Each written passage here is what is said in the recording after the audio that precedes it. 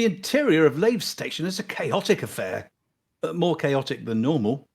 Fires have broken out just about everywhere in the station. In the background, you can hear the odd detonation as someone's private stash of Lavian Brandy goes off like a miniature supernova. Ship after ship arrives, dumping heat sinks which clang unceremoniously off the walls of the docking bay. On the pads, you see scores of people run for the boarding ladders, carrying nothing but the clothes on their back. And, of course, risking life and limb by bringing a bottle or two for the rescue crews. Firefighters throughout the station have their work cut out, keeping the fires well away from the main commodity store warehouses. They know what would happen if a stray spark was to make its way in there. The Hutton radio team are aboard one of the rescue ships this evening, watching coolants only marginally warmer than the cold of deep space, dousing any flames that get too near. Of course, Lou has popped open a bag of marshmallows and is attempting to toast them out of the side of the cargo hatch. And the apology officer appears to have brought a bag of Diesomar corn to munch on while watching things. As the latest refugees finish boarding, the ship takes off and heads for the dark black of the docking slot, being jarred by explosions from one side. After what feels like an age, the Rescue Type 9 scrapes its way out past the toast rack and toward the waiting rescue carrier as the shipboard speaker crackles to life and says, "Our mics are live from Lave."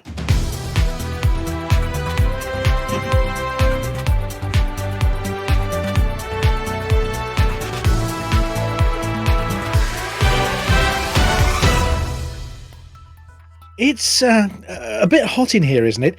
Harry, what are you doing? Just topping up my tan. You do realise that wasn't lotion you were applying there? Well, what was it then? That's Cecil Brandy. You've developed a rather, tangerine glow there? It's very 21st century presidential looking. Look, just put some clothes on. I'm not sure a serious news programme is supposed to be presented in a pair of budgie smugglers and a straw hat. I'm covering the naughty bits. Yeah, only barely. And from what we could tell from the rest of you, you ought to cover that too. Right. Whilst he puts some clothes on and gets in the chemical shower to remove the brandy stains, let's get on with the headlines.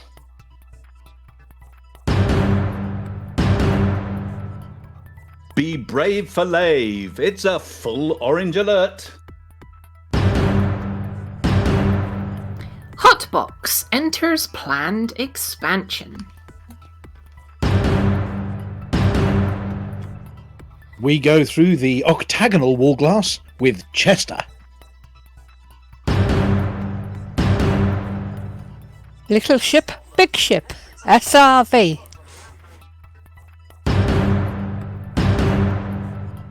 Gunfight at the Ojai Corral. Oh, that is shocking, by the way. Atris 5060 is double checking for painful thargoids. Just in case everyone's not doing something else, we've got news from Hutton Space. And I've been keeping an eye on you just in case you've been naughty.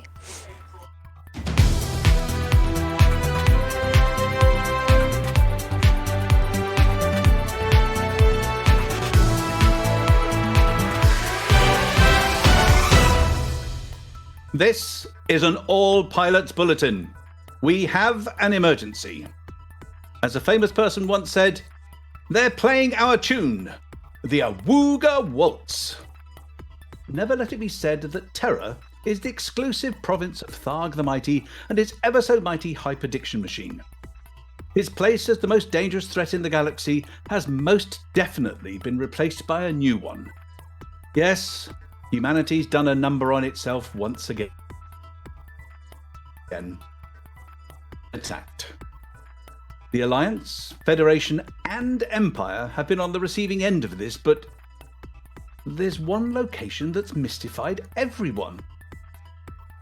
Lave. the dusty old relic not far from Hutton Space, home of our sister station Lave Radio, and location for the purchase of one of the galaxy's tastier rare alcohols, has been set on fire. In itself, that wouldn't be too worrying. But Lavian Brandy and the casks that it's stored in is one of the more highly volatile and explosive substances known to humanity, and there is a sincere risk that should the fire reach the storage tanks, then it would make a supernova look like a Christmas cracker. Operation Orange Peel has been launched by Hutton today. Its mission: to rescue as many of the 25 billion inhabitants of the system as we can. Or at least the ones based at Lave Station. Intarius Fusion, maestro of the Hutton Helper, has pushed out an update to the HH, as we call it, tracking the rescue efforts. Lavians, please form an orderly queue near the docking pads. Leave your belongings behind, and yes, that does mean all 15 volumes of Station Commander Stroud's latest sci-fi epic. A bottle of Lavian brandy for the rescue teams would, however, be much appreciated. Meanwhile, our investigators have been dispatched to the system, and others attacked by the terrorists, to work out exactly how this was perpetrated and who did the perpetration. Due to the permit lock nature of many of the stations attacked, we can currently describe the person that is being hunted as an admiral, king, Wiccan teetotaler with a penchant for setting fire to things, and who clearly obtained a D grade in their galactic certificate of secondary education in paying attention to where the Alliance is on the big map. According to slogans scrawled across the station, "Down to the Alliance" seems to be about the limit of their vocabulary. And taking into account the number of extra apostrophes and grammatical errors in that 3-word phrase, it's likely the person who did this has either been at the Onion Head or was brought up on a generation ship and subject to a few hundred years of inbreeding. May we remind everyone listening, just in case you're thinking of doing something bad, that Lave is an independent system and hasn't been important for an awfully long time. As for how they gained access to the permit lock systems, it's clear that the local border security's policy of making people fill out a form that asks such basic questions as, "Are you a terrorist?" is clearly not going to screen out bad people. Oh, and footage obtained from the border checkpoints has indicated that they're too busy sniggering at the things they see on the body scanners and not paying enough attention to the hand luggage full of Thargoid tech incendiary devices they've got with them. Security has been increased at Hutton's Gin Distillery in case the attack on Lave and the Lavian brandy was a deliberate attempt by militant teetotalers and prohibitionists to rob space pilots of their daily tot.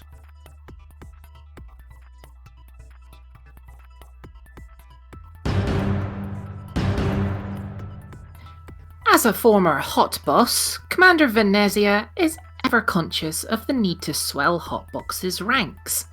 He seems to have taken that extremely literally this week, as he's announced that following an extremely long wait for a respawn in his home station, Miss Venezia has accepted a multi-crew request, and her passenger compartment now has a VIP on board. Apparently, all of those hours shooting off rounds down at the range did not go to waste, as he's managed to engineer the kind of expansion that is very much approved of, and the two Venezias are looking forward to seeing what role their newcomer will adopt, and being the apple of their eye will add a welcome pip to whichever one they choose. Of course, Commander Venezia is well known for his belief that there is no problem that cannot be fixed with a bigger gun, and he's hoping that the apple of his eye doesn't fall far from the tree, and that their pending multi-crew member will eventually graduate from turreted to fixed weapons once they can actually reach the controls in their SLF without a booster cushion. We do not have information at this point as to the gender of the new crew member, but we're reliably informed that if you're buying clothes, that red, white and blue goes with everything. And as is the modern fashion in their small part of the globe, there will be a party to reveal that datum. There's been no hint as to when this might happen, but our best advice is to pay attention and look out for a community go calling for cannons and ammunition to be delivered to Venezia's home station.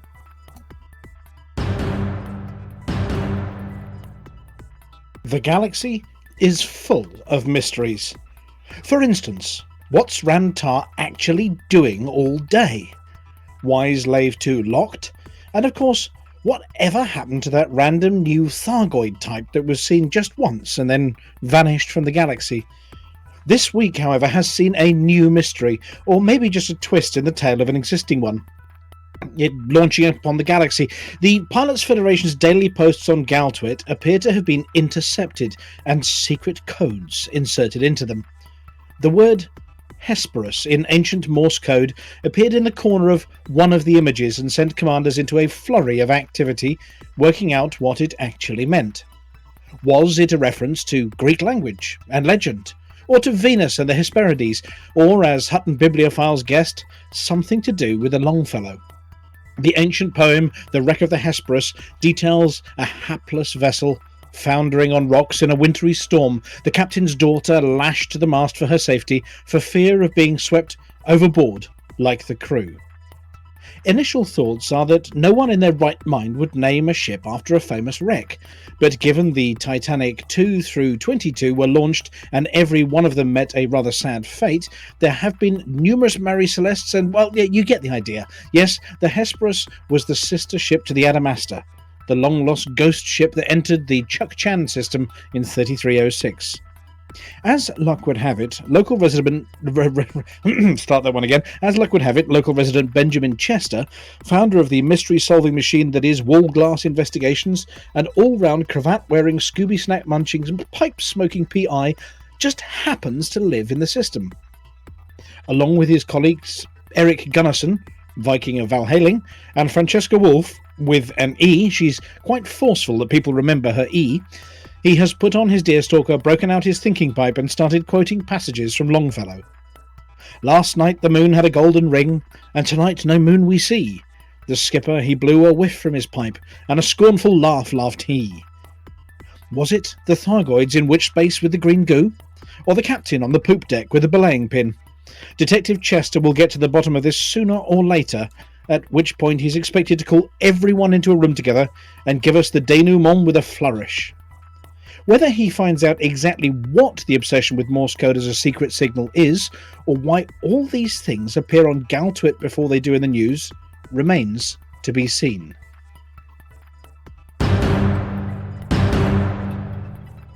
Deck parking officers of the galaxy, be on your guard. Commanders of the Infernal Expedition finally managed to land an SRV on a fleet carrier this week during a stopover in Strio EOP ZP-N C230. Bored, drunk and starved for attention, the commanders used an anaconda and a python to lift Commander Bruno in his SRV from planet A1 up into orbit using techniques familiar to many Hutton commanders. Once in orbit, a Taipan fighter and a Sidewinder joined the effort, bringing some finesse to the manoeuvres. Between them, they nudged, stunted, pushed and cajoled the spinning SRV towards the waiting behemoth. Their first attempt resulted in an overshoot, but the support fleet soon recovered the flailing planetary vehicle and had it back on course. Eventually, Commander Bruno was wheeled down on the deck of the unsuspecting carrier and trundled around a bit before falling foul of the landing pad trespass lasers. He put this down to lack of attention as a side effect of the massive amounts of nausea suppressant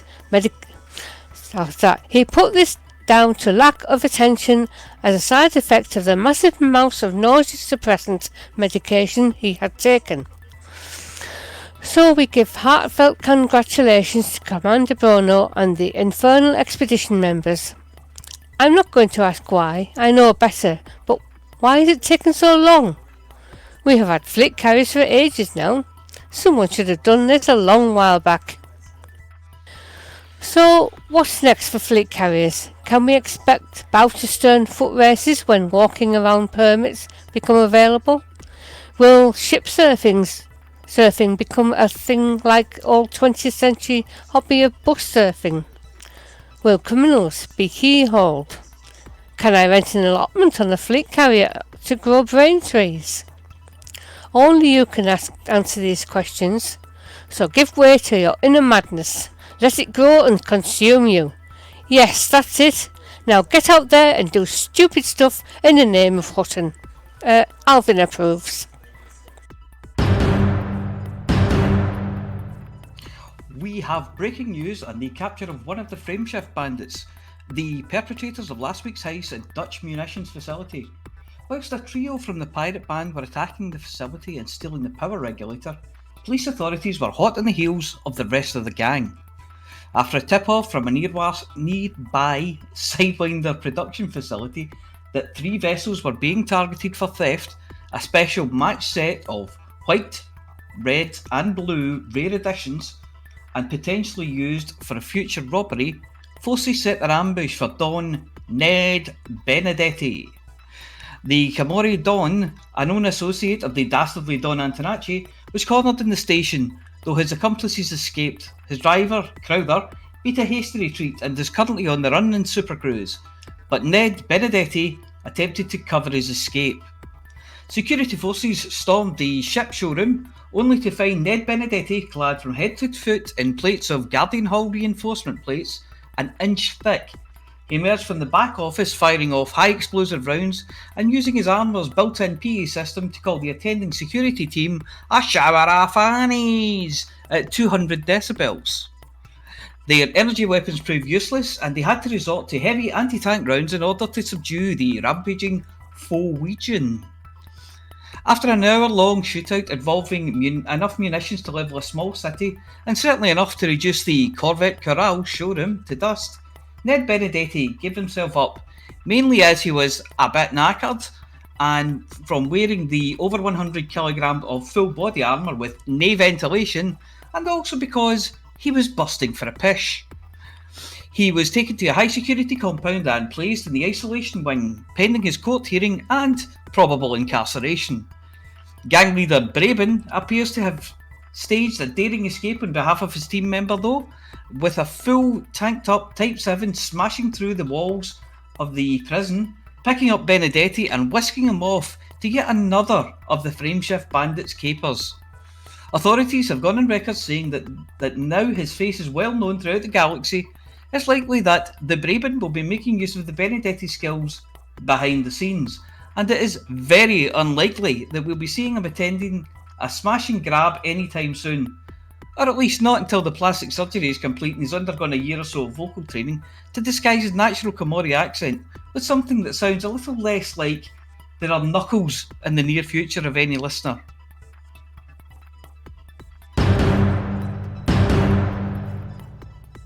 Good evening, trackers. Excuse me, Atris 5060 here, reporting some rather terrible news, which we thought was Thargoid related, but turned out actually not to be. Since I already sent out the memo to the Hutton leadership, they agreed that since I was already out in the field, I should do the report, so here we are. This morning at 0830, which is just after breakfast, Galactic Standard Time, stations in key systems of the galactic superpowers, as well as the home of our beloved Lave Radio, Lave Station, were attacked by what we first assumed were Thargoids, dastardly rotters. The presence of the icky green goo and fire damage had all the classic hallmarks of a Thargoid assault. However, after thorough investigation and a few cups of tea, no presence of the bugs was found in any of the attack systems. It was later revealed that the Neo-Marlinist Liberation Army, BOO, or as it's now known, Theta 7, has claimed responsibility for the deadly attacks. The stations attacked were, oh my goodness, I've got a list, hang on, Lave Station in Lave, Dawes Hub in Achenar, Donaldson in Elioth, Dublin's Citadel in Gateway, Harn Gateway in Nanamam, it's like a small mam, a really small mam, Ito Orbital in Ria, Lee King Jow in Seoul, Parkinson Dock in Neoitenses and Shajin Market in Camadino. It's hard to pronounce that one. The Pilots Federation have begun evacuation operations and sent rescue vehicles to the afflicted stations. That's nice of them, isn't it? But commanders are urged to assist this effort so that Operation IDA, or is it IDA, can begin their work repairing the stations once the evacuations are complete. Yay! This attack has abruptly ended the Galactic Conference, leaving the bubble in a state of uncertainty regarding our ongoing efforts in the Thargoid War. Good thing they haven't shown up in weeks, isn't it? We're happy to hear about the orders from Alvin and the launch of Operation Orange Pill. Good luck out there, truckers. For the mug. This public statement from Haxcom is for immediate release. Hello, I'm Commander Falco of the Hutton Today we have multiple reports of stations attacking historic systems. Seamless. This public statement from Haxcom is for immediate release. Hello, I'm Commander Falco Took of the Hutton Anti-Xeno Command. Today we have multiple reports of stations attacked in historic systems across the bubble. Haxcom condemns these attacks and those who perpetrate such attacks. Haxwing's core mission is the defense of innocent lives in humanity's starports. Previously, the only threat to starports was Thargoid attacks, but with the rise of the Neo-Marlinist Liberation Army and their access to Thargoid-based weaponry, we see that the threat list has expanded. I make this statement to the NMLA and any other groups or governments who would consider attacking starports and taking innocent lives. We will oppose you. Whether we agree with your ultimate goals or find your ideals reprehensive, we will oppose you.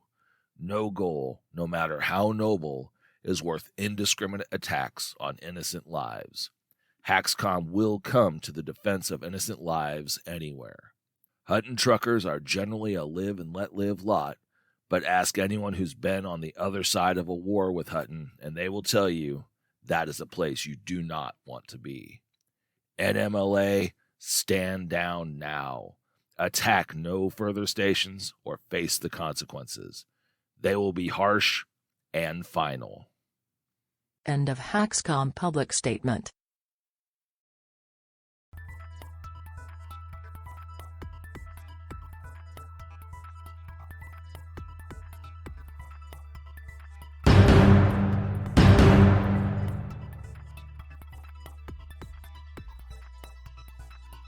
Babies! Lou isn't here because he scraped his knee and he refuses to come and play unless he gets... Yep. No worries. Okay, so I don't know what it is with the men. Such babies. Lou isn't here because he scraped his knee and he refuses to come and play unless he gets just the right dinosaur sticking plaster. And Juan Kerr says he's caught some kind of throat infection. Despite promising that he keeps his remlock done up at all times when he leaves his home station, and keeps trying to blame whatever Buck left in his old chair. Personally, I think he's probably wolfed those chips down too fast and scratched his soft palate. Anyway, he did send in some notes, so we'll barely miss him at all. Get well soon. I should have said get well soon. Overall, Hutton systems have settled down a little into a marginally more manageable state, with 4 systems just below 40% and a 5th, Wolf 1481, which could need some attention to raise it up out of the low 30s. 7 systems are above 60%, but only LP 532-81 is above 70%. Since we really only want to expand next from LHS 340, let's get that one down a bit.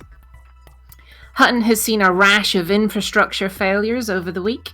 The failure in Wolf 359 was relieved the next day, but 2 factions went into civil war, tying up over 30% of system influence.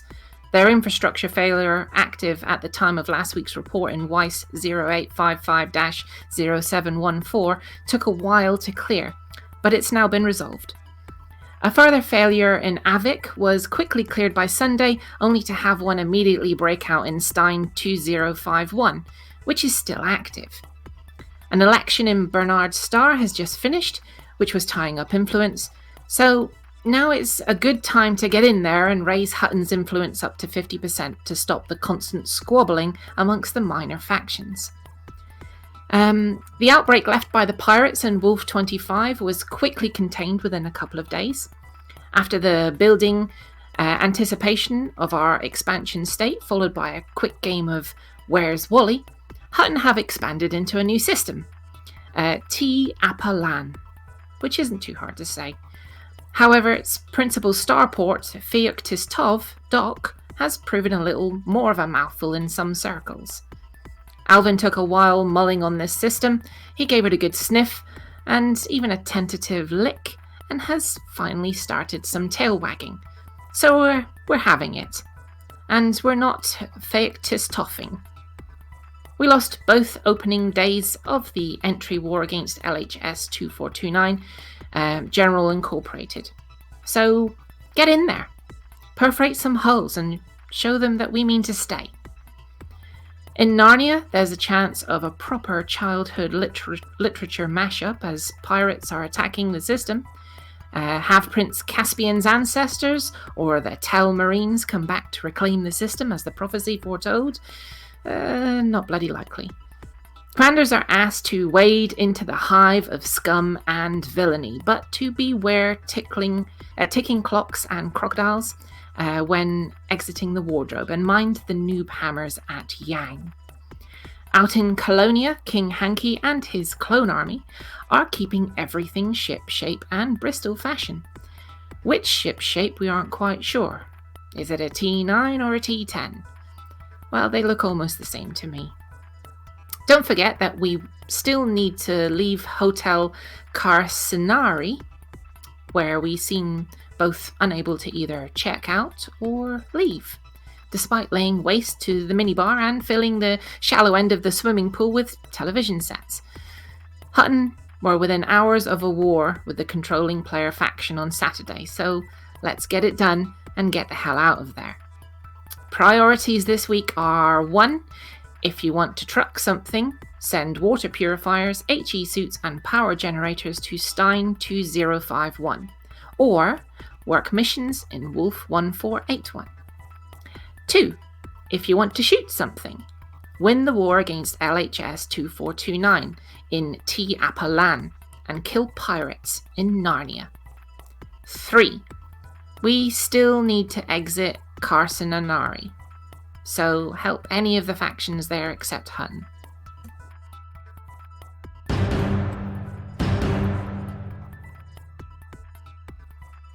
Here are some updates on community-led and community-organised events underway, or coming up soon.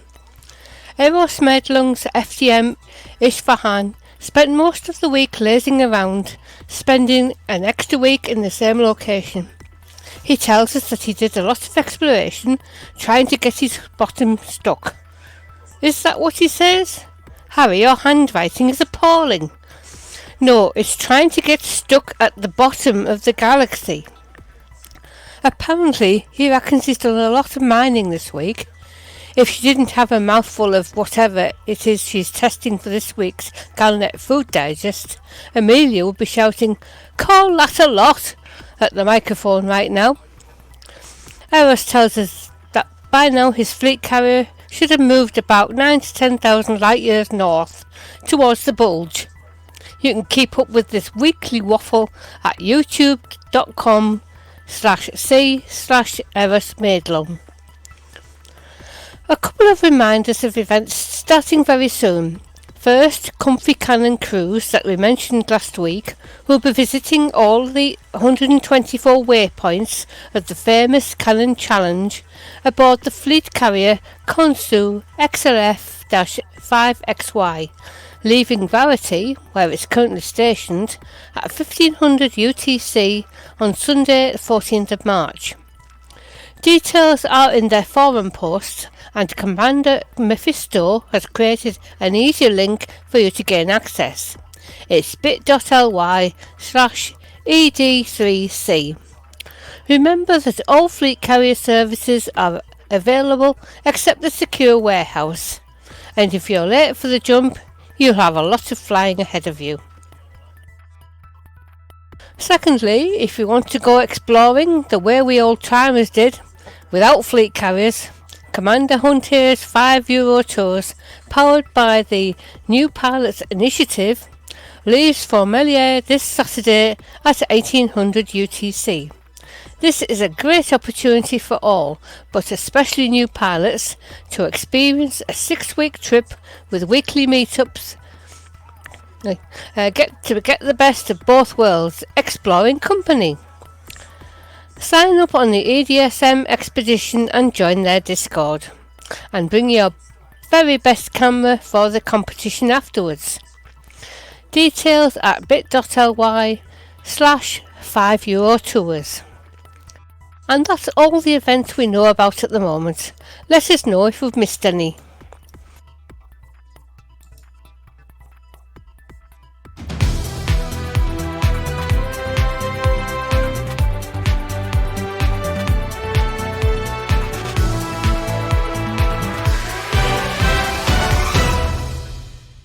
Thank you very much to the news presenting team, and we're back. Well, we're not in the studio, we're actually on board one of these rescue ships in Operation Orange Peel. It is a bit warm out there, isn't it? Very. It goes warm, then cold, then warm, then cold. Yep, and every now and again it goes really, really bright, and coinciding with the really, really warm thing. And there's a clang as our pilot drops the heat sink somewhere nearby. But yes, we are, as you may have heard from the start of the show, very, very close to Lave. You may have heard a few of the Lave adverts. We are somewhere near their transmitter, so we are picking up crossfeed from Lave Radio occasionally. Yeah, it's not good. I mean, I think, Flossy, you've got some details on the actual operation itself coming up later, don't you? Yes, I have, yeah. Yeah, including how well we're doing at evacuating people. This is not just a Hutton thing as well. Obviously, Lave is a good friend of ours, or are a good friend of ours, and our sister station. But this is open to all pilots from all factions anywhere in the galaxy, especially independent pilots, because some Burke seems to think that Lave's important and therefore decided it was worth bombing. Now, it used to be important, didn't it? I mean, back in the day. Yeah, about 600 years ago, maybe. Yeah, when everybody flew Cobras and everything was in black and white and stick diagrams. Yes. Along with the cavemen drawings of, stick pythons and stick anacondas, we had stick cobras. Found in cave paintings somewhere in the north of Spain, I think. But back then, and everybody was called Jameson, I think, at the time, weren't they as well? Yeah. Every second person was a Jameson. That's when Lave was important. And it used to, I think, it predates, just about everything other than Sol, doesn't it, in terms of human memory. And it used to be important, but these days it's only important for two things. Number one, the Tuesday Lave radio show, and number two, booze. Yep. Yeah. It is the oldest Coriolis station in the bubble. It's the oldest one. Yes. And I think, Amelia, you've got back from your expedition, but you did go and visit Lave this week for the Galnet Food Digest coming up later, didn't you? Yes, I did. Yes, you may have timed that really, really badly as well, judging by what happened this morning. I'm just going to pop for some booze. Oh, God, everything's burning down around my ears. But, so we're joined in the studio by a slightly truncated team this evening, as was mentioned earlier in the show. Two of the team are... well, how did you describe them, Amelia? Babies. Childlike. I've got a boo-boo on my knee. Somebody get me a plaster. Yeah. Yes. I need a dinosaur sticky plaster. Yeah. Or I'll cry. Not the Brontosaurus. I want a T-Rex. Yes, I want a pterodactyl. So we do understand that Commander Deadmeat GF had a flight assist off accident while cornering at high speed while out on the run. Yes. And got red everywhere. Nothing drastic. He is in one piece, just a piece with a hole in it. And Commander Chix, who is actually coming up later with a pre-recorded segment, has also come down with space allergy. Clearly hasn't been trying his Hutton mug out often enough. Yeah. But we are doing it. Been following correct procedures to keeping 100,000 meters away from everyone. Well, 0.22 light years away from everyone in our case. Yes. But of course, everybody has been inoculated with their Hutton mug before heading over to Lave Station because we wouldn't want to catch something nasty off them or anything like that. Anyway, we are joined by Commander Palantir. Good evening, Hello sir. again. Hello. And you are well? Yes, I am. I'm even more well because I had my jab Sunday night. Yeah, you had your Hutton mug Yeah. powdered inoculation applied to the right part of your anatomy. Yes, it wasn't even a little prick with a needle. I felt nothing, which is about half of the course, I think. Just a little prick. Yeah, Yes. it wasn't a little prick. He was quite a big guy. This won't hurt a bit, they say. Yeah. Given a couple of weeks' time, you'll be marginally safer to head out in the galaxy and start, I don't know, licking Thargoids or rubbing yourself up against Guardian outposts. You mean I was supposed to stop that? Oh, Yeah. If anybody wondered why those Guardian skimmers were so irate, it's probably because Palantir went to visit them last week. Yes. And we're also joined by the Apology Officer. Good evening to the Apology Officer. Hello. Go ahead. I was just going to say, I've been doing some of the rescues at Lave Station as well, but I found it particularly difficult because it's nighttime and you can't really see the station very well. Oh, yeah, that's a night fair vision. point. It's the dark side of the moon. Yeah. I was going to say, fires. isn't it mostly nighttime when you're in space? No, I refuse. but they've lit some nice fires to make it easy for you to get there. Yeah, I know. You just look for the big circle of Smudge red alert spots. signs, and that's when you know you're heading for the entrance. Oh, right, not just through one of the walls has got a huge hole in it. No. You could go in through the hole, but Yeah. that kind of thing's frowned upon. Yes, yeah, well, it would be, yes. I mean, even in a burning station, loitering is a crime, Yes, and you don't want to be caught with any illicit goods on board as well. Oh no. So, yeah, and obviously we've got Amelia here as well, who's been tasting things over at Lave and testing things over at Lave. Uh-huh. But are you taking part in the rescue operations? Have you got put your limpets away and are taking a few passenger cabins? I haven't, no. The last thing I did was I went mining with Rampage. We were collecting bromellite, I think he needed for one of the engineers, so I went out with him and we did some mining together. Oh, right. So I haven't nice been and rescuing relaxing. people, I'm afraid. It's been mostly the Zen experience that is mining. And are we talking? Have you gone the full deep core here, or are you just Oh no, it was only surface mining. It was just Surface tickling the mining. asteroids, tickling them. I've not tried that middle one. What is it? Where you use the the drill and the what I mean? Subsurface missiles. That's the one. Yeah. Yeah, they're all right. The two primaries are asteroid cracking, which is things like void opals, the cores. And then you have the surface mining, so you need abrasion blasters and mining lasers. Well, can you do all three? You can use your laser first, and then use the debris, and then You can kit a ship out to do all of it, if you really want to. one after the other on the same asteroid, and just get the maximum you can. Well, not all asteroids have all the bits, so I think Well, it you've depends got to on what find you're you've mining. got to find the right crevices, to stick. Yeah, your, but it also depends I on was what you're about to say mining. this is just like life, but then obviously you just spoke up then and ruined my life there. Just taking it down completely the wrong path. Sorry. Trust you to take it down a notch. Yes. Full of crevices, Oh, yes. just like life. Yeah. But yeah, you can't crack asteroids for bromellite because you don't really get bromellite cores. So different resources are mined different ways. Yeah, apple cores. Yes, you get Yeah. peach cores, you get apple cores, you get mango cores. Mm-hmm. Yeah, ice the- cores. You got to But look that's for only all if you're in the pips. Antarctic. Anyway, just moving along. Apology officer. Obviously, we did mention an article earlier Yes. about the former hot boss, Yes. Commander Mr. Venezia. Is it Mr. Commander Venezia or Commander Mr. Venezia? I can Commander Mr. Vianetta. Mr. Vianetta. Yes, crunchy on the top and soft on the inside. Yeah. Yes, and obviously the article is all true. Congratulations, Oh yes. They on are. the news. They have an incoming commander. Yeah. They do. Whoop whoop. Yeah. Congratulations to both of them. Yep. I know from previous conversations it's some news that he and Mrs. Venezia have been looking forward to as well. So And I planning believe, for. and practicing for, I'd imagine, as well. But we won't go into those kind of details. But congratulations from us to them, and obviously keep us up to date with all the news, Oh, yeah. And of course, we've joined by Flossy, who's been keeping an eye on what everybody else is up to. Hello. All these €5 tours, and I don't know how much €5 is worth these days. It seems to fluctuate depending on how many Hutton mugs 200 they quid, I inoculate think. themselves with. Yeah, I was going to say £5, but Yeah. And comfy cannon cruises and all sorts. So it's been a cruise kind of week, the resurrection of the cruise industry in space. What with the Eros Maidlings one and the comfy cannon cruise, and then the €5 tour. These liners are in the top 1% of liners out there. Yes, they are.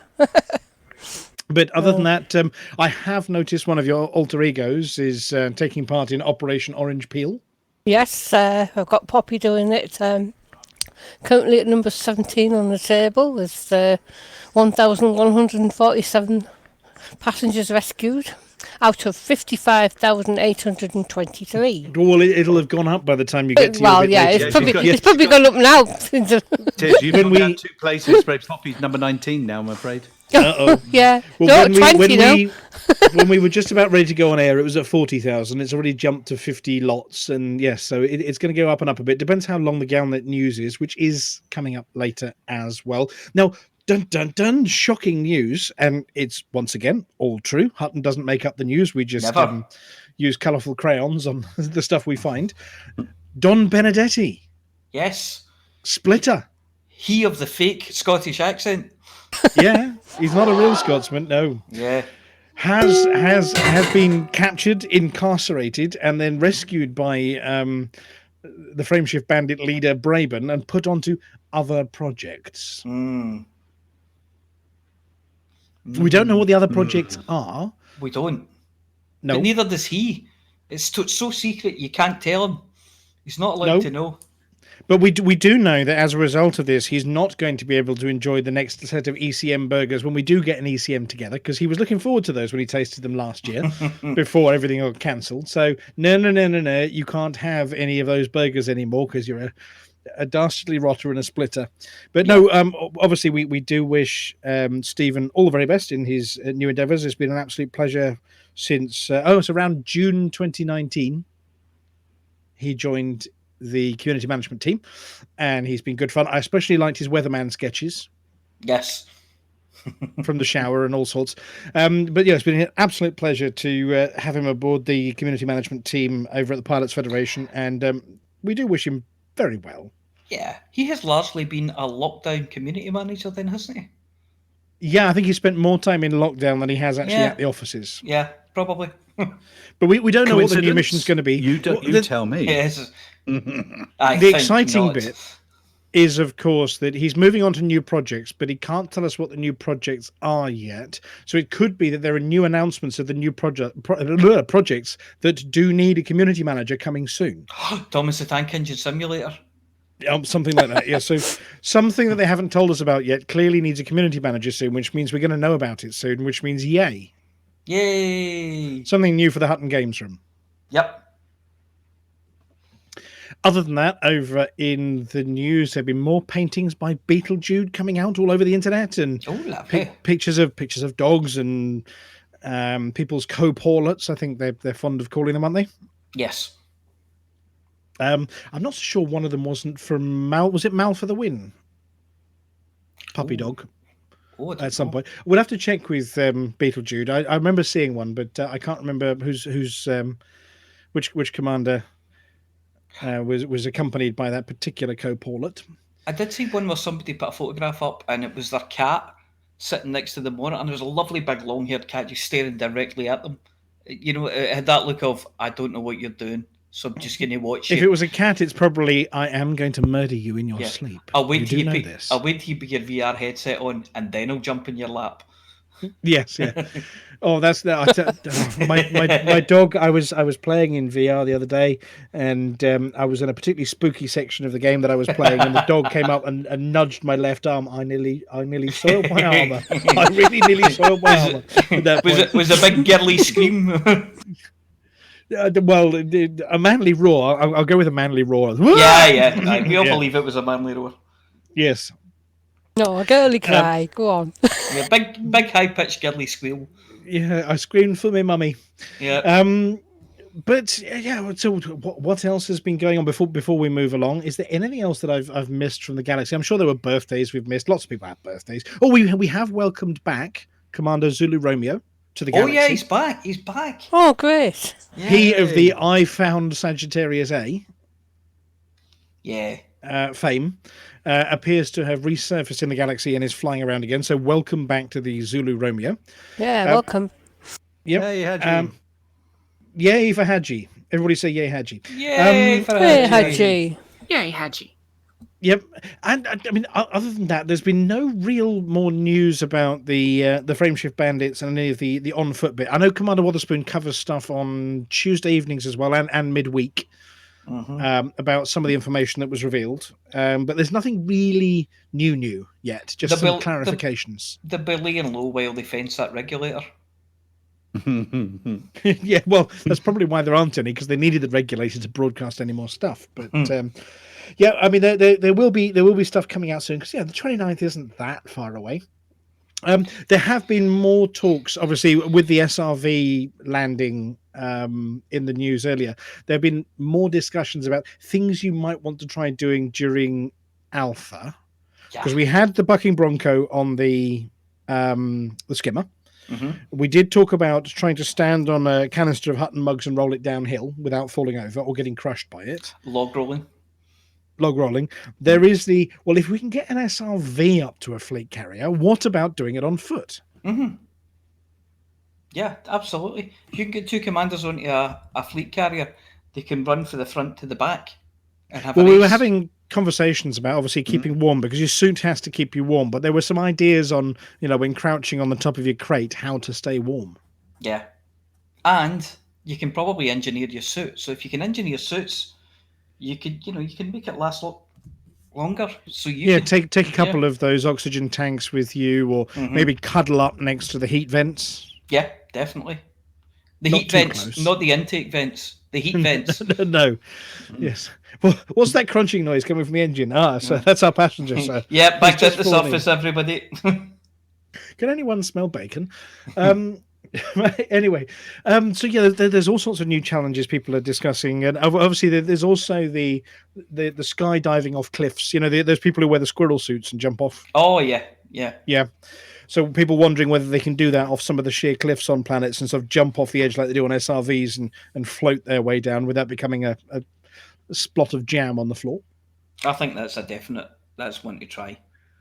Yep, and will there be a fuel rat service sort of running around with sort of spare batteries and oxygen tanks for commanders who are sort of crawling on their hands and knees across a planet nowhere near a base? They can come and land and refuel them. Is there going to be a fuel rat service for people on foot? Yeah. They pop open a jump pack and some solar panels. Yeah. Stick some batteries in your suit and go, "Oh, suits you, sir." Yes. Have you got a pair of double A's there? I'm sorry, that's very. You're now getting personal again. I'm sorry. I've only got triple A's. Sorry. Yes. Oh no, Thank you. I'm more of a big D battery. Yeah. Okay. Well, Biggest human pyramid. I was thinking. I'm sure there was a movie like that one. No, that was the Human Centipede. Oh God, we wouldn't know that. Wing walking. Wing walking. Yes. Display teams. You ever sort of remember watching the was it the Royal Tournament when that bicycle display, the motorbike display team used to go around? Oh yeah. Sort of 5 of them across the bottom, and then they're all standing up there with it. They had white helmets on, didn't they? Yeah, an inverted pyramid in the top of an SRV. I think they're called the White Helmets. I think they were called the White Helmets, yeah. But if you remember seeing those, I mean, a bit of the Evil Knievel's, stand on the back of an SRV while it does a jump. That kind of thing. Yeah, there's all that kind of stuff that we're going to have to test out in Build a snowman. Would you like to build a snowman? I would like to build a snowman. Just let it go. Oh, yes. Yes. Anyway, right. So if nobody's got anything else, we might as well get on with the show. Fair enough. So, Mr. Balzac, also known as Mr. Palantir, would you like to introduce the next segment for us, please? I believe I would. Now, every week we have to come up with an introduction with the Galnet News Digest that tries to do it justice. And every week, without fail, once we've heard the actual transmission, we've realised we didn't. We failed. Look, so this time I'm just going to say, it's time for the Galnet News Digest by Commanders Beetlejuice and Wotherspoon. They're sickeningly good at it.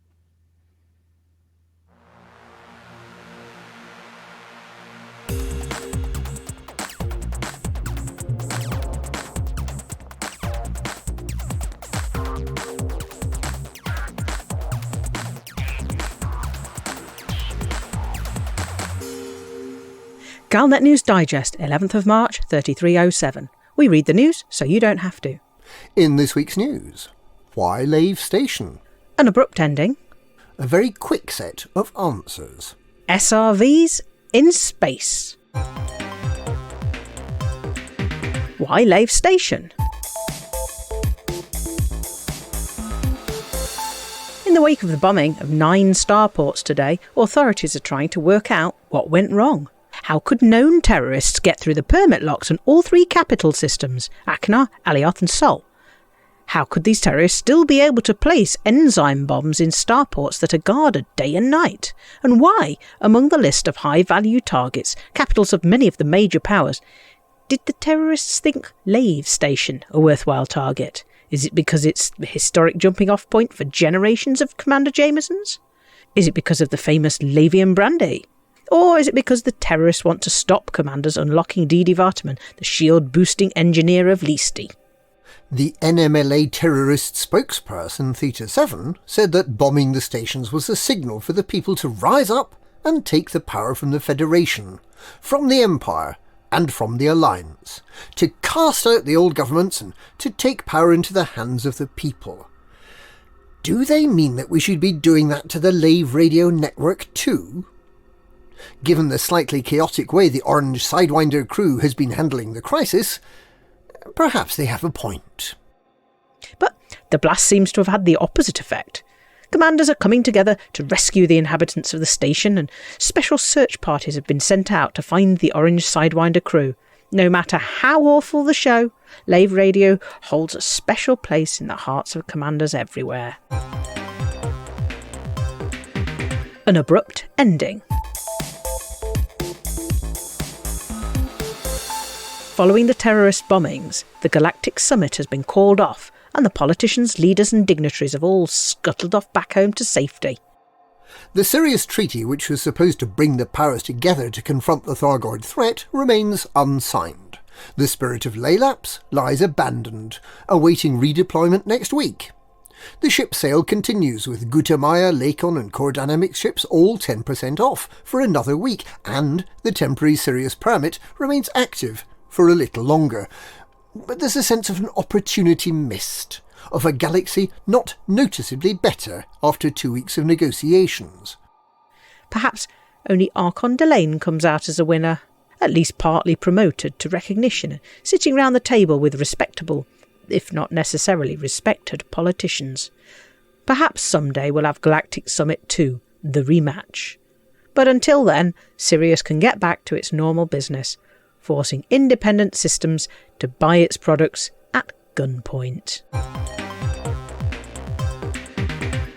A very quick set of answers.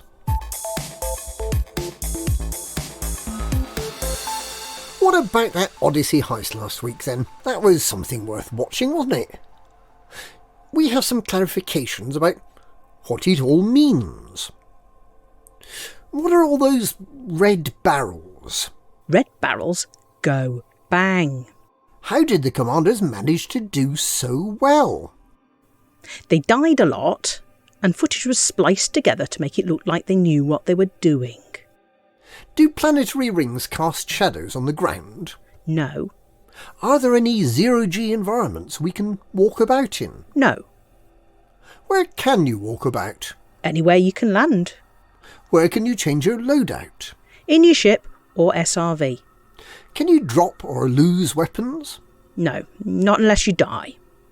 Which buildings can you enter? All of them. Can you kill other commanders when you're on foot? Yes. Can you kill people with the arc cutter? No, Dismemberment is strictly prohibited. Can you conduct a heist on your own? Yes, but it's much harder. Can you join big battles? Frontline solutions are the way. How does physical multi-crew work?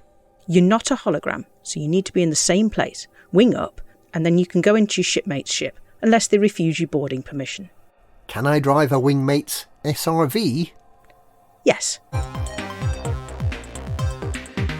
SRVs in space. Commander Brono is claiming an unusual first this week. While visiting the hot potato system Striu EOP ZP-NC23-0, and with the assistance of other members of the expedition, they launched their SRV from tiny potato planet A1, which is only 8 light seconds from the star, and which orbits almost as fast as Mitran Hollow, were gently nudged by their fellow pilots onto a landing pad on the deck of a fleet carrier. Unfortunately, docking permission wasn't given, and the SRV was presumably blown up by the fleet carrier. For some reason, no one has yet attempted to take an SRV to a starport or fleet carrier and then return it safely to the planet, or to take a deployed SRV from one planet and land it safely on a different planet, which would make recalling one's ship interesting. There is so much science still to do. And that's this week's Galnet News. Galnet News. We read the news so you don't have to.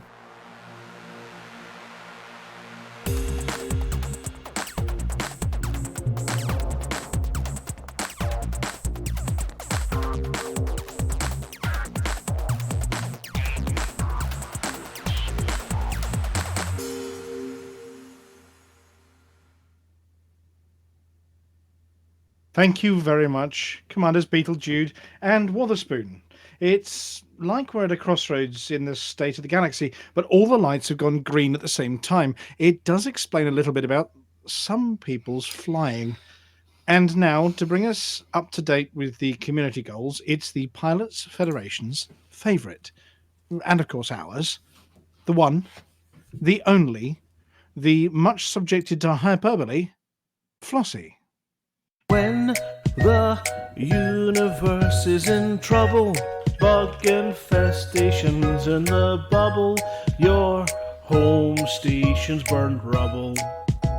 What on earth can we do now? Interstellar initiatives. Let Flossy tell you what it is, then you can get involved with this. You should listen to what Flossy says. Interstellar initiatives. Flossy tells us what she thinks it is, then you can get involved with this. Now you should listen to what Flossy says. Hello, Flossy here with this week's Community Goals news. Last week's CGs both ended at 0600 UTC this morning. Deliver supplies to the Galactic Summit finished about halfway between tiers 4 and 5 with 106,285,435 tonnes collected. Defence of the Galactic Summit finished just short of tier 7 with 590,355,643,989 credits earned. Anyone in top 75% or higher will receive one or both of the Special Cobra Mark III paint jobs, and the top 10 commanders of each CG will receive an Imperial Clipper. And now a new CCCG.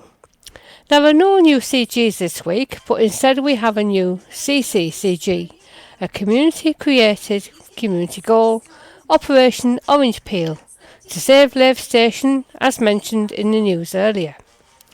Antarius Fusion has set up a page on the Hutton Helper to keep track of passengers rescued, so make sure you have whatever form of Hutton Helper you have enabled so that your progress is recorded. There may also be prizes. There is also a Facebook events page where you can track progress, give or take any advice and exchange any stories about your heroic efforts at bit.ly/Operation Orange Peel. 62,000 people have already been recorded as rescued so far by 52 commanders. And that's it for this week's CCCG News. Flossy told you what to do. Thank you, Flossy. Well, we're going to need a lot of trips to evacuate billions of people, so there's plenty to aim for. Before we go to the sports report, here's the second episode of Commander Chix's guide to the A to Z of Hutton space. This week, it's Narenses.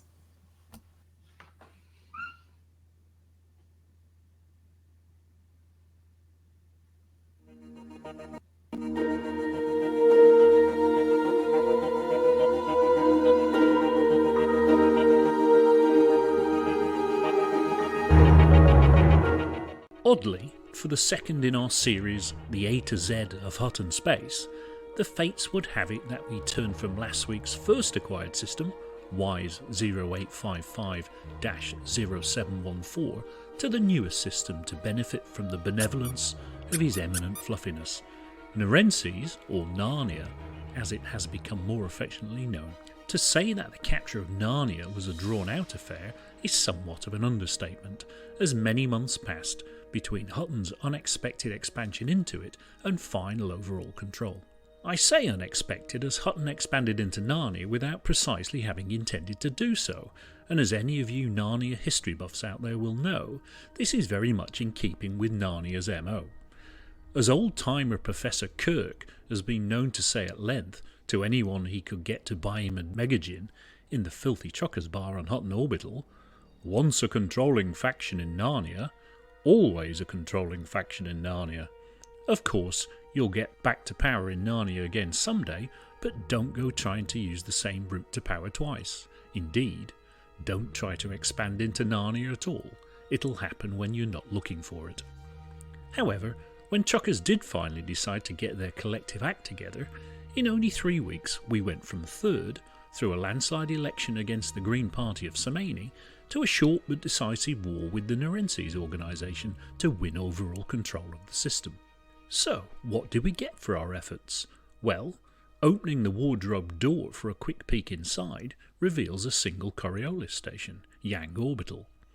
Narnian locals will know that the seat of the ruling faction was traditionally known as Caer Paravel, meaning Lesser Court, and the present station certainly lives down to the standards implied by that tradition. Inconveniently, it sits about 2,500 clicks out, but has a tricky approach past the rings of the fourth planet that will have commanders riding their throttles until final approach. For those commanders that like a bit of risk in their approaches and departures, Yang Orbital is equipped with a pair of noob hammers. Noob hammers, you say? What the blazes are those? Yes, those sticky out rotating arms that swat both unsuspecting new and veteran commanders alike. If Yang Orbital were a car, it would be the basic model, manual transmission with hand-wound windows and no floor mats to hide the highway rushing past beneath.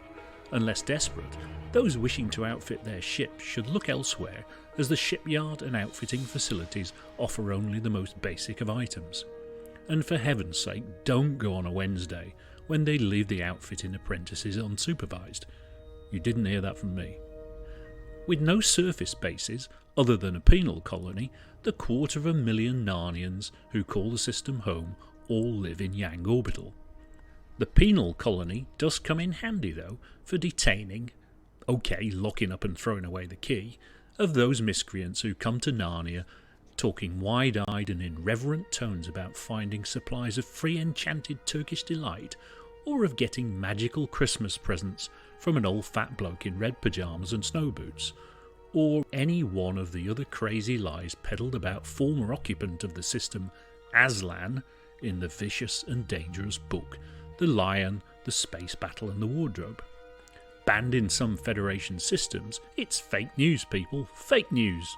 Give it up, people, or have a nice long stay in a small cell to ponder on the error of your ways.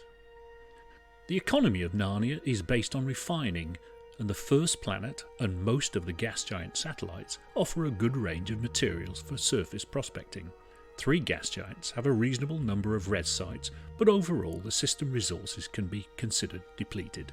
Narnia scores highly on the dumpometer. Narenses, where it's always winter but never Christmas.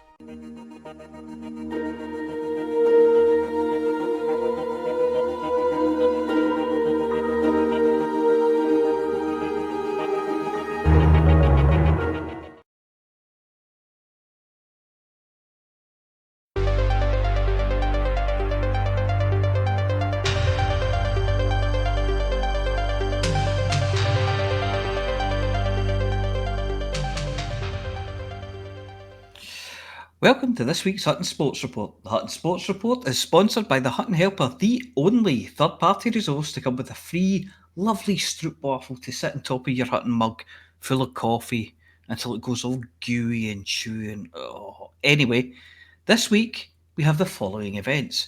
The How Far Can I Take a Carrot Cake from Saul and During Special, the T9 Munchie Box full of goodies cup, the car full of curries and pakoras and pizzas and kebabs you're not allowed to eat delivery driver challenge, the I would kill right now for a plate of chips battle royale, the I've gone mad with hunger hangry spree, the picking what passengers you'll eat if you eat first if you ever get stranded invitational challenge. In the classified results, Mexican food standoffs will be penalised. All plates must be cleared and Buffy rules apply. The machine is heating up and I'm sure I can smell bacon cooking. Oh, right, let's get stuck in. Okay, Comet Born, 46. Lydia of the Void, 46. Comet Born wins in the photo finish. Danny Eros, 83. Chix, 70. De Berk, 174. Aiden, 108. Alex Zuno, 964. Millstone Barn, 263. Shattermage, 496. Darkbane Fox, 216. Raven, 74656, 864. Bicard, 255. Brecon City, 2. Hamilton Academical, 3. Dunfermline, 1. Drumnadrochit, 3. Queen of Kakari, 2. Carson Nanari, Kittens, 2. Wolf 124 Paramedicals, 1. Treppin Terriers, 2. Okay, so decals this week for Danny Eros, who was also a winner on November 19th of last year, but still hasn't came to claim their Hutton decal. Can you imagine? And The Berk. Please email itookpart@huttonorbital.com and arrange to collect your Hutton decal, which this week consists of a pizza box with a Hutton-shaped cutout and a squeezy bottle of tomato sauce. Only 3 Hutton runs this week, and all of them were by Socrates or Socrates Ectoplasm, whose fastest time is still 1 hour, 22 minutes and 26 seconds. That's just 6 seconds behind Hardy's record and puts Socrates in 3rd place overall. And we think that deserves a decal as well. Maybe you should have Danny Eros's one if they don't want it, particularly since I can't pronounce his name. Just take it. Could you do better? Could you do the Hutton run in 45 minutes and prove it? Why not go to hot.forthemug.com and download or sign up for the Hutton Helper before heading out to tear ass your way to Hutton like a hotshot rocket jock. Let's face it, anything has to be better than sitting about listening to your belly growling while dinner is cooking and you can smell it cooking. But you have to finish the sports report before you can go and eat it. Oh, back to Studio 5.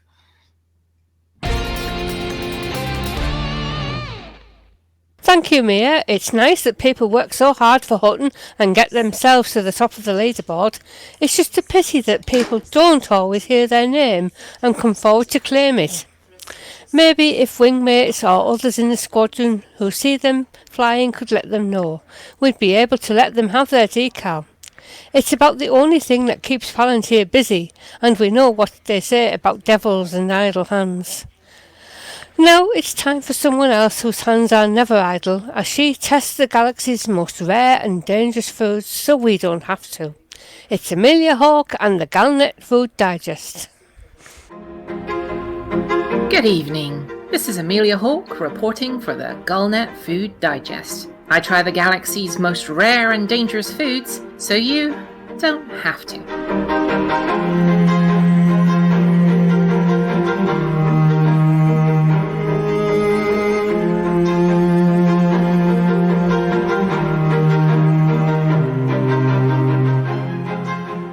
After the rather harrowing foods that I've been sent to try over the last few weeks, it was with more than a little joy that I accepted this week's assignment.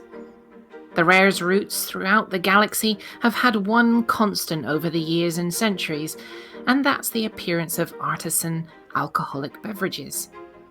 Whilst many pop up and trendy new fads come and go as the years pass, there are some drinks in the galaxy that have stood the test of time. Lavian Brandy is one of these. Lave is one of the oldest populated systems in the bubble, the original second home for humanity, and the old heart of the Pilots Federation. Its existence predates the Empire and the Federation as we know them now, and for a time, it was an important seat for the Alliance. In modern times, it's independent. But throughout all of this, there's been the brandy. Lavian Brandy isn't a true brandy of the kind that you soak your Christmas pudding in, but a grain brandy. It starts out life being fermented from a mash made from grains found natively on the planet Lave, then distilled some more, and then again, many times, before being carefully placed into genuine, earth-sourced oak casks to begin an aging process that turns the potent liqueur into the vibrant orange spirit that's known throughout the galaxy. An unaged Lavian brandy has many uses. It's so strong that it has uses from industrial cleaner, disinfectant, wound treatment, paint stripper, and even for cleaning Cubicle 3 after a particularly heavy night on the curry. Once exposed to the ancient oak barrels, though, and over time, it matures and gains a natural orange colour. It's used in cocktails such as the Sidewinder, and, appropriately for Lave, the old-fashioned. But is just as nice in a proper brandy glass, warmed in the hand and sipped on a cold evening. The fermentation and distilling process happens at Lave too, a permit-locked planet in system for some very good reasons. But even those of us from the Galnet Food Digest aren't allowed anywhere near the process, which is fiercely guarded. Every decade or so, a barrel is tapped and tested, and true to its origins, checked whether it is proof. A small pipette of brandy is siphoned off and then splashed onto gunpowder, which is then lit. If the resulting explosion is large enough and violent enough, it's considered proof that the Lavian brandy is ready for bottling. The brandy itself has a heady aroma. The high-gravity, raw brandy isn't watered down much compared to many spirits you're used to. When you pour it, the drink itself sticks to the sides of your glass, just a little, and gives it an orange sheen. And be careful when testing the aroma with your nose. It's strong enough to put you over the limit with just a little whiff. Sipping it from a glass I've warmed in my hand a little, it is fiery and strong flavoured. Not a hint of the grain, moonshine or vodkas that many will have tried, but a warming, rich drink with a long lingering aftertaste. It tastes expensive. Really expensive, a property imparted from the aged oak barrels that it comes from. That's where the rarity comes in. The traditional English oak that is used for the barrels is all but extinct on Earth. With rising sea levels and climate change, there are only very few places on the planet that still have groves of these trees, and the majority are under protection orders and heavy guard. Only natural deadfall is able to be used to convert into barrels by master coopers. So the barrels found in Lave are often centuries old, and the damage or loss of any of them is mourned by the distillers as they would mourn the loss of an old friend. Batches don't have numbers, they have names. These taste tests wouldn't be the same without a small element of danger. There is a good reason that the brandy is distilled on Lave 2. The temperature on the planet sits at around 80 Kelvin. The process is carefully temperature controlled by computers, and all human input is kept well away from the facilities buried deep within the moon. Lavian brandy should never get higher than human body temperature. Beyond that, it becomes volatile and explosive. Empty barrels are immediately removed to cold storage. The glass bottles, once used, must be removed by bomb disposal teams, and should you be running a bit of a temperature, never try the brandy. The canisters purchasable in the station come with a warning that pilots should never try fuel scooping with them on board, for fear of turning into a flaming orange comet. Oh, and lighting up a Comitra cigar with your glass of Lavian brandy, that's considered either very brave or enormously foolish. I'm Amelia Hawke, reporting for the Galnet Food Digest from Lave Station. And I've just heard an evacuation alert. Oh, can anyone smell smoke?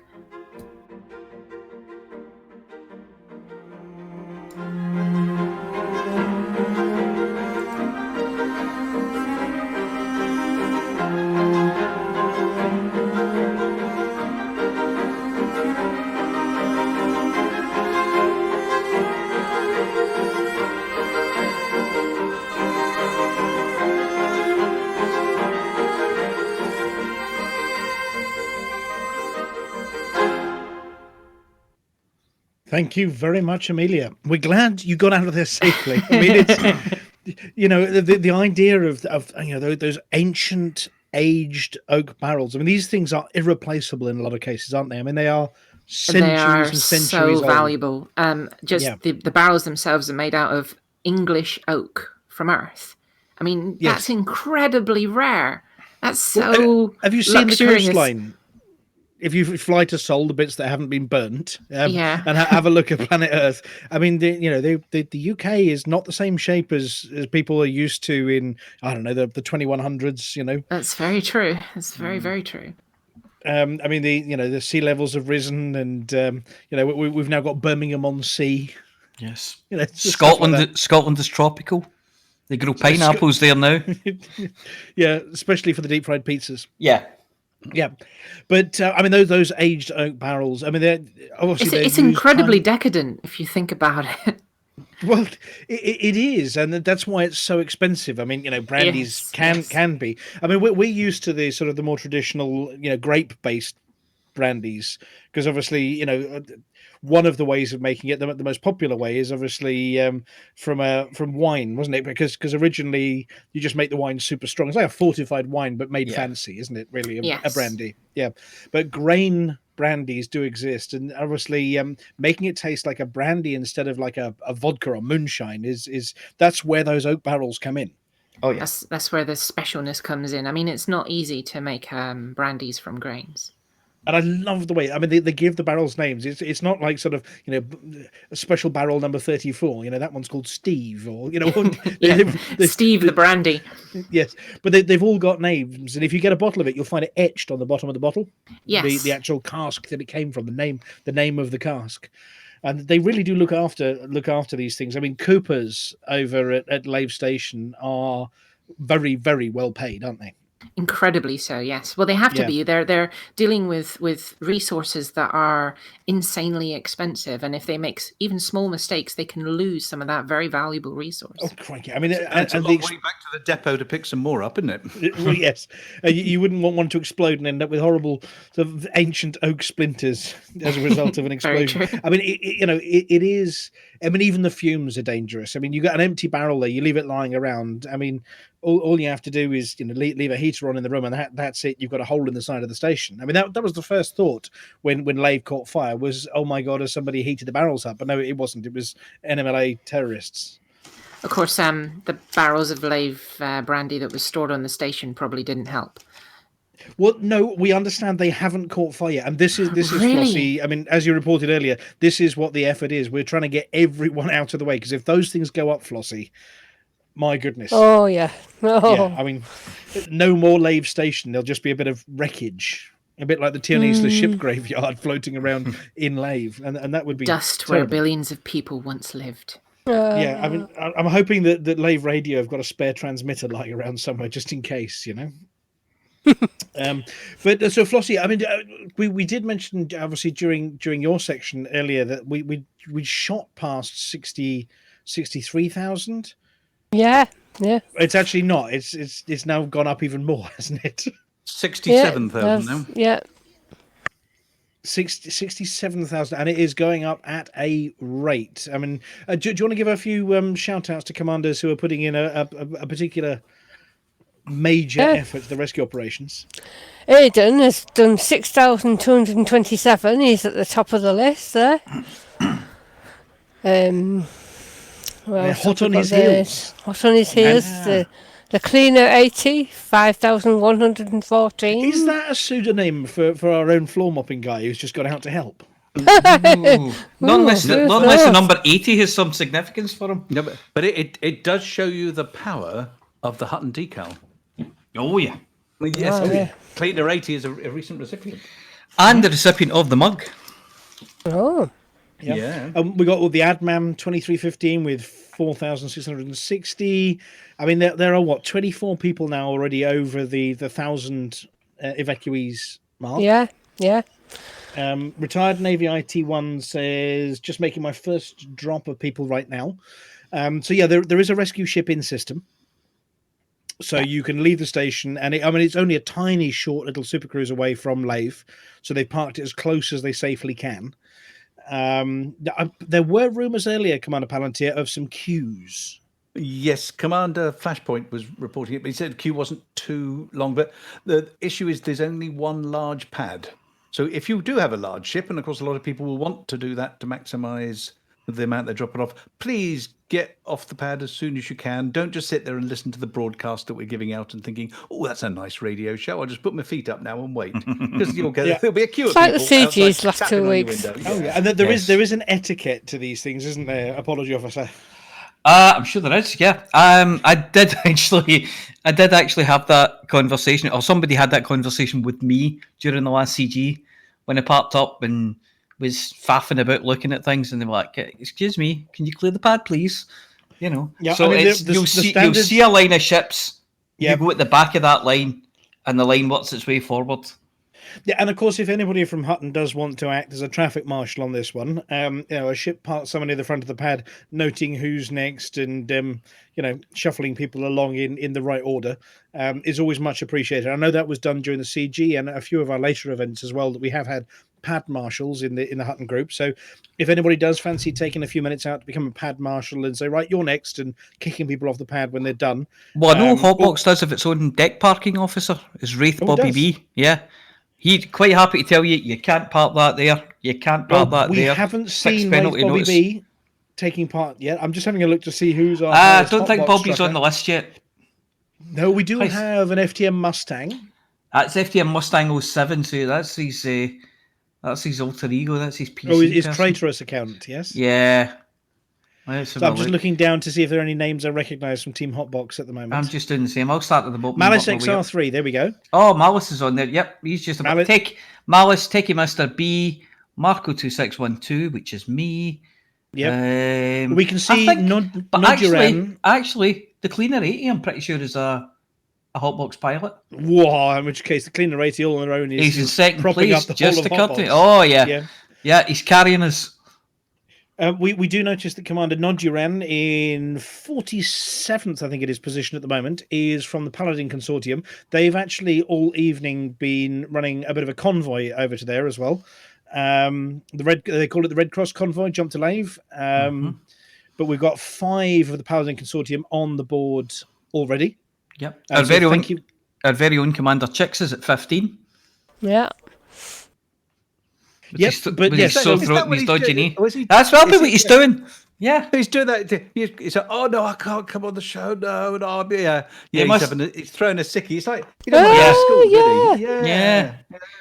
He's out rescuing with his real friends. But it's also really nice to see, it's not the usual suspect. I mean, obviously, we know Commander Aiden is just a machine, but it's lovely to see some names that we don't recognise from the top of these totals from previous events as well, popping up here. T. Mahone is a name I don't recognise. I'm a Nordic Line. I can see Psychit's in there. Oh, Psychit, probably streaming at the same time as well. Very possibly. Aye. But it's lovely to say. I mean, at least a third of these names. Defoe's. I can see Defoe's in there as well. He's Xbox, I'm sure. Yar. Defoe, yes, of the boarding. Yar, yes. They have actually booked in their first gig for July for the end of lockdown. The boarding crew, Hutton's very own pirate band, have actually booked in a gig for July once. Well, there's tentative, pending, obviously, COVID and everything else going the right way. But they have booked in their first gig for over a year. I can see Snuffler's in there. Snuffler, yeah. Yeah, Snuffler of Filthy Truckers fame. Don't kill me, Snuffler. And yes, number 11. Look at number 11. Who's that? 11. Yeah, that's between 10 and 12. Yes. You'll find Commander Intarius Fusion. We can only see one member of Lave Radio. I can see Edelweiss. Yes, yeah. Our very own Ben Edelweiss in a very respectable 12th position there, propping things up for Lave Radio as well. He was actually the first to drop any off at all. He was the first person to be taken off the station. He just went to get his ship and took the family with him, all 292 of them when he left. Yes. Yeah. But no, Commander Aiden, no queues at the rescue ship at the moment. I'm just having a look. Dr. Pismo may also be Hotbox. Yes, we got a confirmation. I think that Dr. Pismo may also be Hotbox.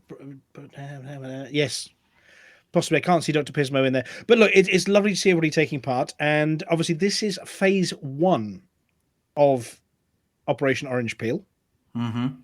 Because the first thing we've got to do is evacuate as many as possible, because the more we evacuate, the less damage will happen to the station. The quicker the fires will be out.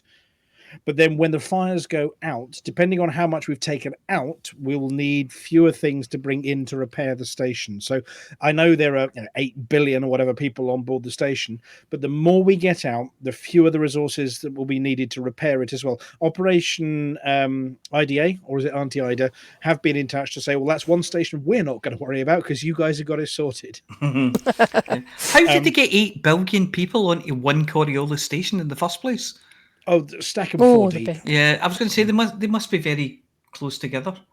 Well, there is only one habitable planet there, isn't there? There's an orbital, a little tiny orbital that probably only holds about 30,000 people. Then there's the planet itself, which accounts for quite a few billion. Okay, yeah. Yeah, but that's 25 billion. That's the system population. The station population is 8 billion. Yeah. Well, that's an estimated 8 billion. I mean, by the time we've evacuated, there'll be, Mr. Venezia will have done his rounds, and there'll be another few, generations of Lavians. The Venezias are producing them faster than we can evacuate them. Yeah, it's a bit like that old one. What was that in where the queue gets longer because somebody has a baby in the queue? Was that a Futurama one? It might have been. When they were waiting for the whatever the American equivalent of the DVLA is. What is it? The DVLA. I think they call it the DVLA. No, there's a special name for it. No, it's called the I can't remember. Department of. I'm sure somebody. Department of Motor Vehicles or something. DMV. Yes, that sounds like a terrible disease. Yeah. But as I understand, any interactions of the DMV in the US tend to be, yes, About as unpleasant as Space Lurgy. But yes, I'm sure it was in Futurama where the queue got longer as somebody was born in the queue, and everybody had to step backwards one. But we're trying to get them out as quick as we can. DMV says Commander Aiden. Commander Aiden. Yep, there we go. That's and the FTM Cloud Atlas, yeah. So we get them out as quick as we can. I mean, obviously, being the kind of complex station that it is, and with that many population on board, I mean, the repair requirements are likely to be horrific. I'm not sure a station with that size population has ever been attacked by Thargoids before. Yeah, I don't know. There haven't been any quite that big. I mean, and over in Sol, of course, the Federation are looking after that one. It's Li Qingjiao Station. Yeah. Over in Sol, and that's one of the ones that's orbiting actually planet Earth as well. So it's not one of the far, it's not around Uranus or anything like that. It's actually around. Stop it, Flossy! You need to pan yourself for that one. Yeah, Flossy, pan yourself. That's a filth. Yep. So that one is an Orbis starport. I can't see population there as well, but I'd imagine that's a fairly large one as well. Yeah, there'd be a lot of Earthlings living on that. Little Earthlings. Little Earthlings. Nanu, Mort calling awesome. So yeah, I mean the operation's going really, really well, and we really do appreciate everybody taking part as well. And special thanks to Intarius Fusion, who managed to get the Hutton Helper special page online within the hour once the announcement came out. So thank you very much to the Intarius Fusion and the Hutton Helper hamsters. But yeah, this is phase 1 of 2. It won't be done when we've got everybody out. So hopefully, Flossy, you're going to bring us up to date. I mean, these evacuations normally last a week, 2 weeks. Would you know? It's I've had to put 2 weeks on the event page because that's the longest I can do.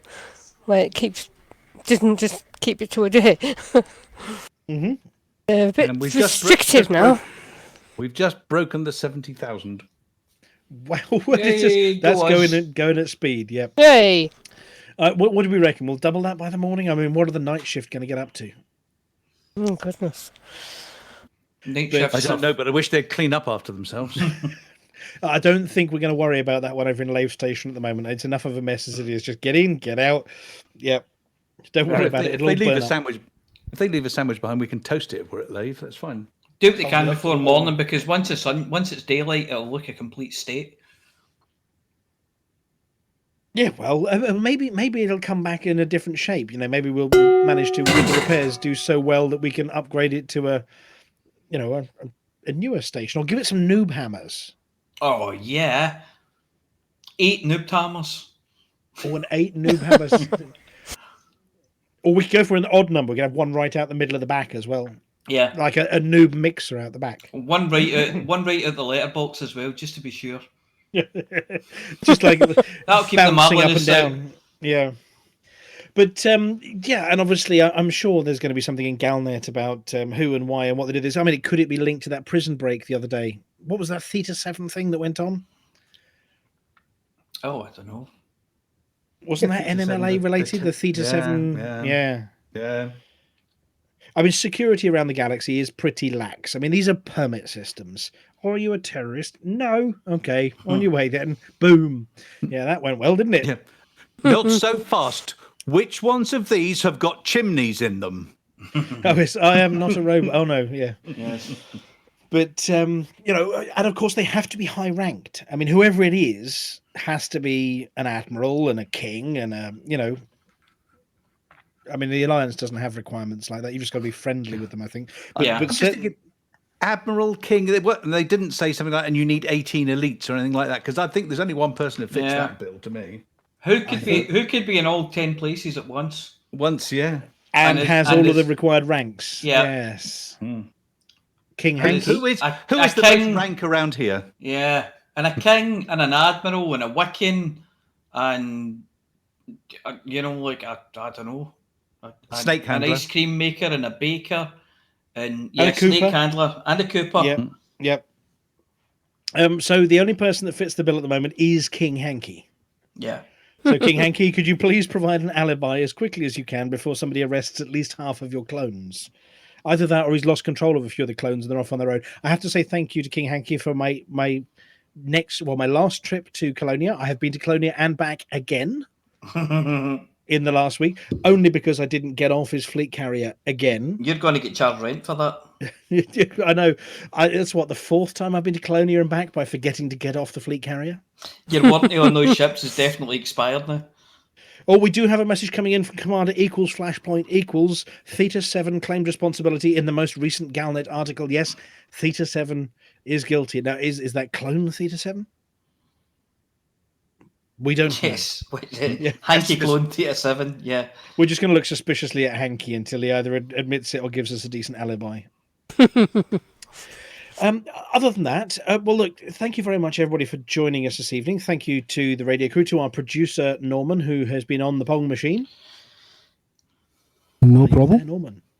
Yes, I'm here. And to Commander Palantir for his usual script wrangling and picturing, and your photography is, as always, awesome for the news. I'm out there with my camera 24 hours a day. And finding just the right Pantone colour for that orange for Lave was, spectacular. Yes. Well, yeah.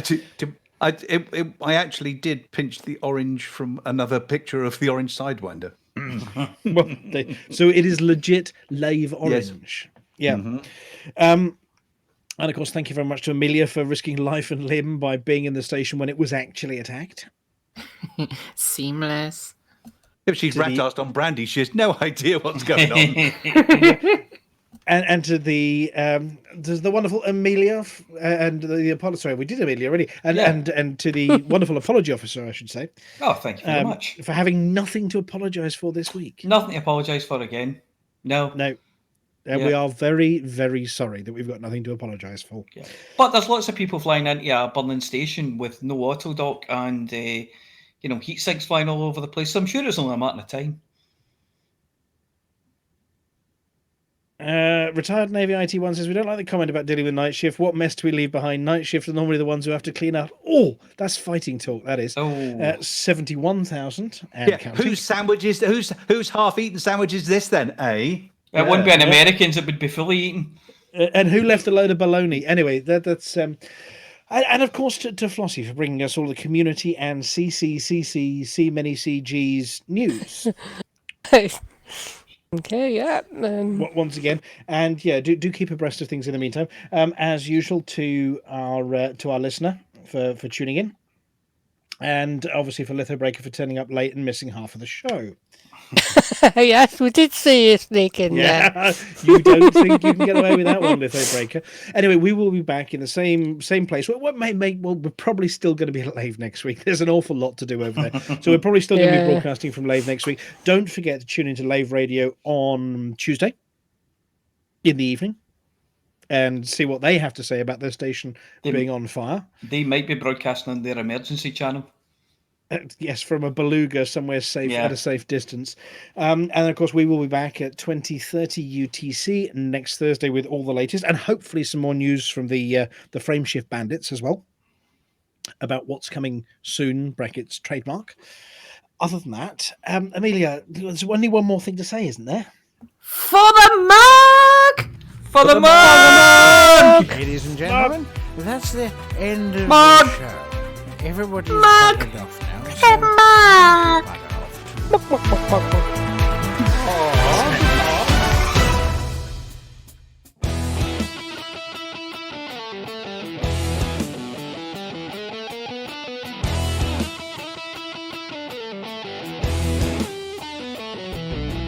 No journey too long and no cargo too small.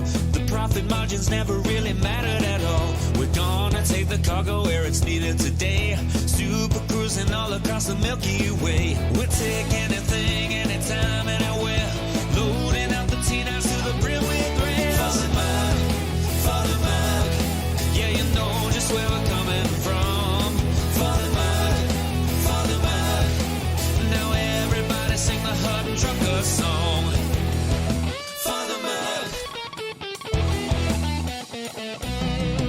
Flossy always seems to crash into the sun. Swivel likes the pilot on the Xbox One. Alvin at the front, you know he leads us well. Trucking across the galaxy, now everybody yell. For the mug, yeah, you know just where we're coming from.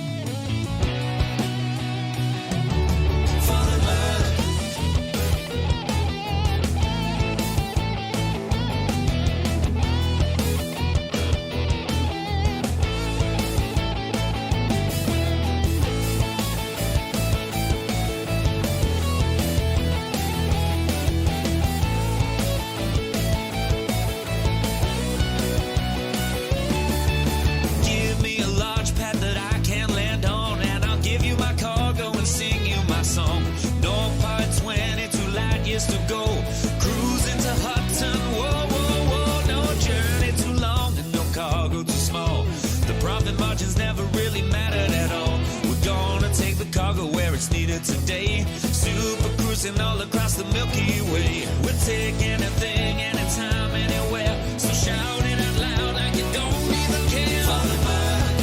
For the bug, yeah, you know just where we're coming from.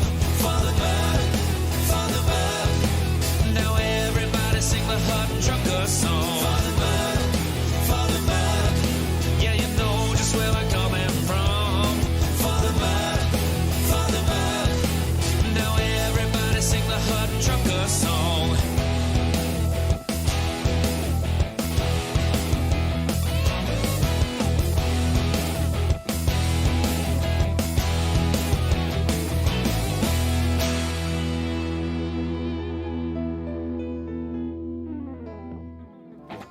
Eddie Lee Wise here.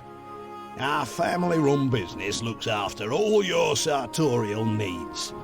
Whether you need something to turn your pink python purple, or you want to wrap your buns up in a nice tight flight suit, my husband Ken can sort you right out. He's an expert at inside leg, and my wife Barbs is a whiz with a sewing machine. Bespoke tarting for you and your ship. Visit Eddie and Sons, plus me daughters, at Lave Station. Right, sir. Cough, please. Forget the Uranus talk. This is the new outro. According to scientists, Uranus is full of methane gas. You've been dying for something to replace your Uranus. I think you're right, though, Colin. What have you done with Shan, and when can we have him back? I don't know. I'm quite attached to this one, to be honest. Yeah, that butt clenching really was awesome. We are very, very sorry for all of the mishaps, all of the misbroadcasts, all of the non-broadcasts, and all of the nonsense which has happened at this evening's Hutton News. Hi, Mr. Dusty. Well, thank you very much. That was excellent. Give me your trash.